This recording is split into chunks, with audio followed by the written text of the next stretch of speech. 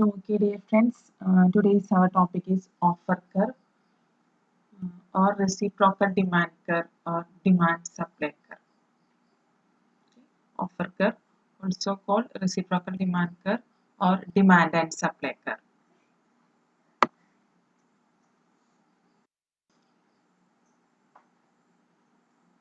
Offer curve introduced by F.Y. Edgeworth and Alfred Marshall. Offer curve of a country can be defined as locus of all points which represent the quantity of exported good that the country is willing to give in exchange for given amount of imported good. ഒന്ന് ശ്രദ്ധിക്കുക, offer curve of a country can be defined as locus of all points which represent the quantity of the exported good that the country is willing to give in exchange for a given amount of imported good. Okay. വളരെ simple ആയിട്ട് പറയുകയാണെങ്കിൽ നമുക്കറിയാം, നമ്മൾ രണ്ട് countries ആണെന്ന് വിചാരിക്കുക, nation എയും nation ബിയും. നേഷൻ എ സ്പെഷ്യലൈസ് ചെയ്യുന്നത് കമ്മോഡിറ്റി എക്സിലാണ്. കുറച്ചും കൂടെ അഡ്വാൻറ്റേജ് കമ്മോഡിറ്റി എക്സ് എന്ന് പറയുന്ന കമ്മോഡിറ്റിയിലാണ് വിചാരിക്കുക. അതിൽ കൂടുതൽ സ്പെഷ്യലൈസ് ചെയ്യുന്നു. നേഷൻ 2 എന്ന് പറയുന്നത് കമ്മോഡിറ്റി വൈ എന്ന് പറയുന്ന കമ്മോഡിറ്റിയിൽ സ്പെഷ്യലൈസ് ചെയ്യുന്നു. ദെൻ ഈ രണ്ട് കൺട്രീസ് തമ്മിൽ നേഷൻ എക്ക് കമ്മോഡിറ്റി വൈയും വേണം, നേഷൻ ബിക്ക് കമ്മോഡിറ്റി എക്സും വേണം. അപ്പോൾ ഈ രണ്ട് കൺട്രീസ് തമ്മിലൊരു എക്സ്ചേഞ്ച് ഉണ്ടാവണം. അതായത് കമ്മോഡിറ്റി വൈയും കമ്മോഡിറ്റി എക്സും തമ്മിൽ അവർ എക്സ്ചേഞ്ച് ചെയ്യണം.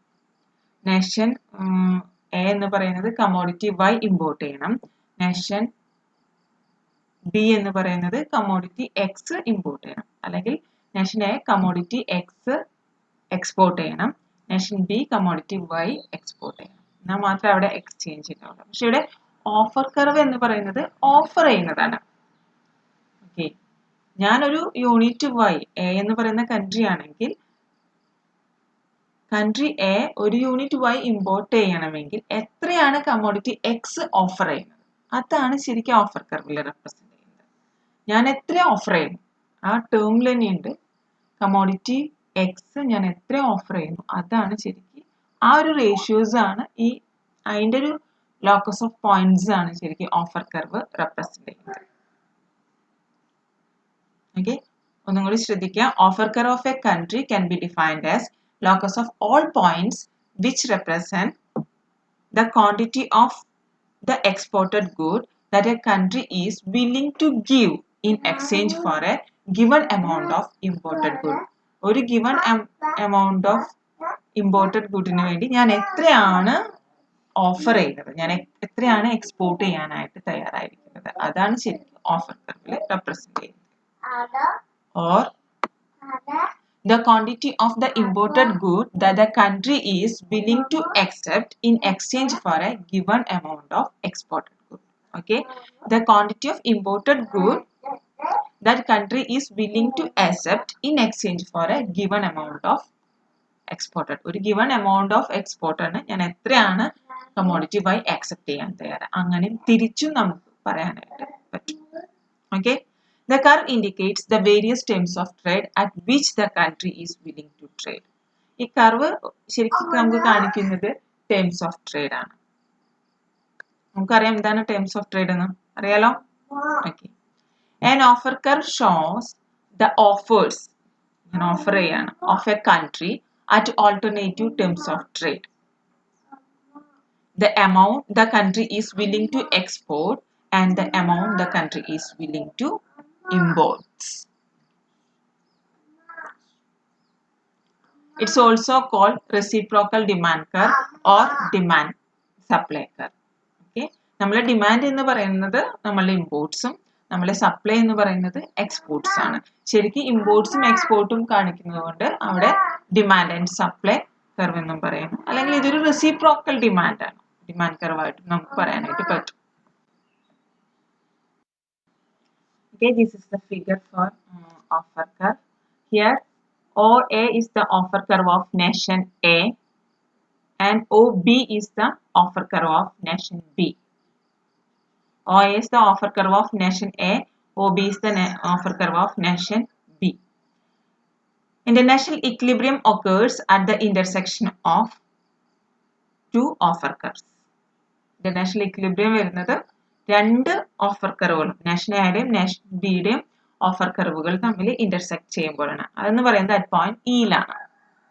Okay, at point E the quantity of commodity X country A wants to export is XA, that is equal to the quantity of country B wants to import.